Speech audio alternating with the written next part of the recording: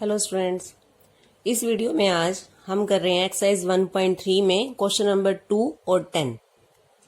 Second question की statement है let f g and h be functions from R to R show that f plus g O h is equal to f O h plus g O H.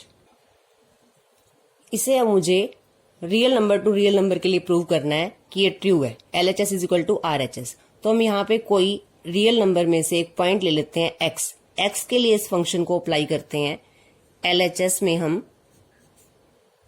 F plus g O H इसको हमने apply करना है किसी एक point x पर, किसी एक element x के लिए।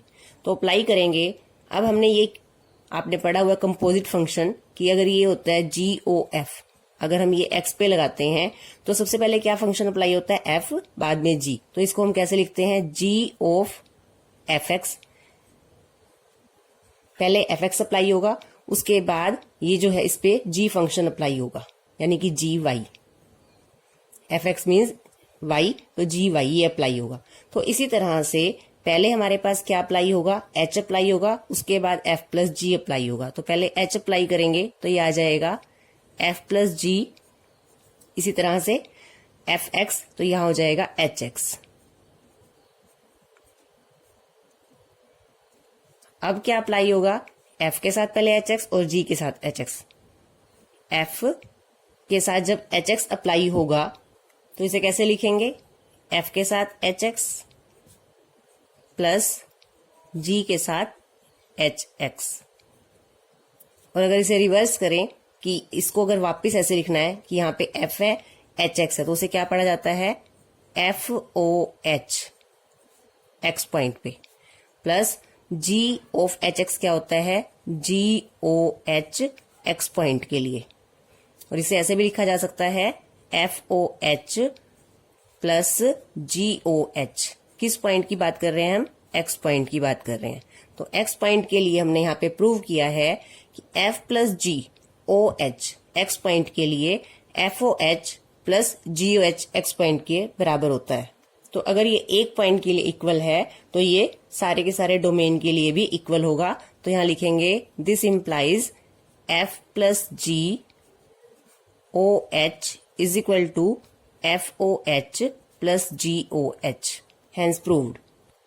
सेकेंड पार्ट है इसमें f dot g O h is equal to f O h dot g O H.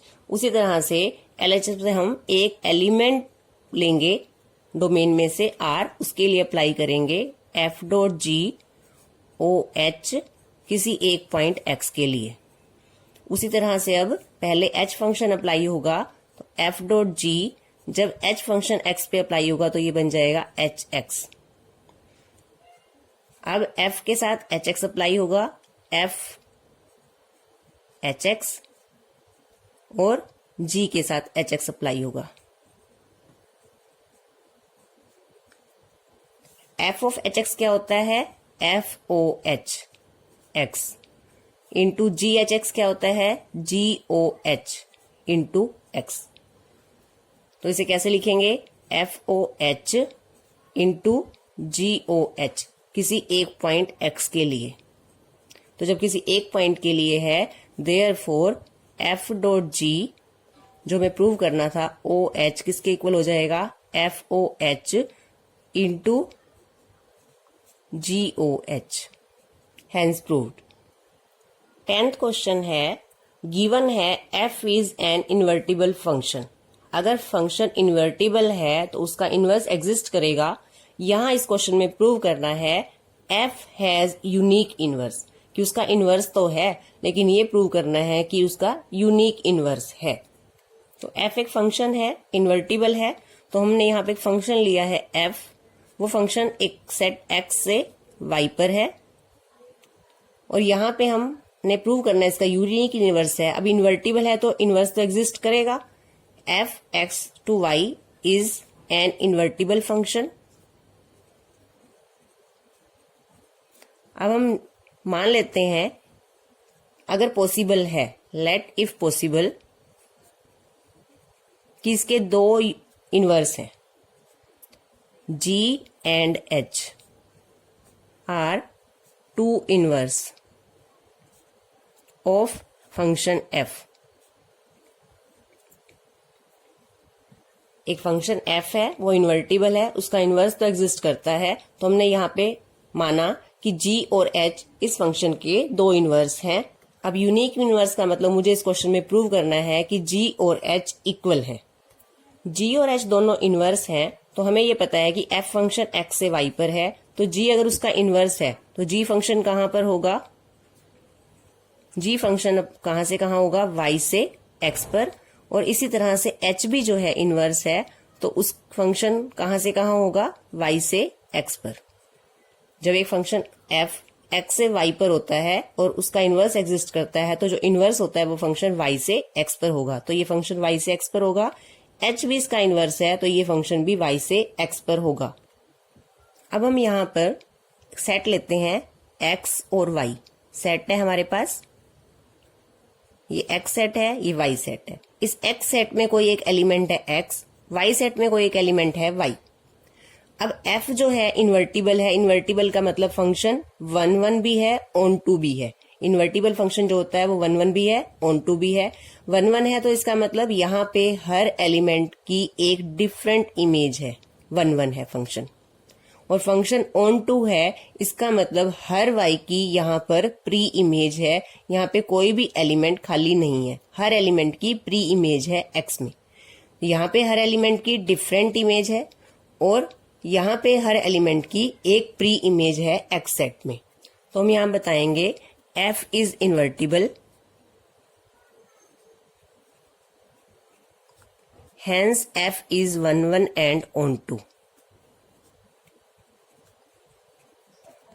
अब हम अगर एक y एलिमेंट ले लें, कहाँ से बिलोंग करता है? y सेट में से। इस पूरे सेट में से मैंने कोई एक एलिमेंट ले लिया y, let y belongs to y। कोई एक एलिमेंट है तो हर y के लिए वहां पर x सेट में कोई ना कोई एक एलिमेंट x होगा। There exist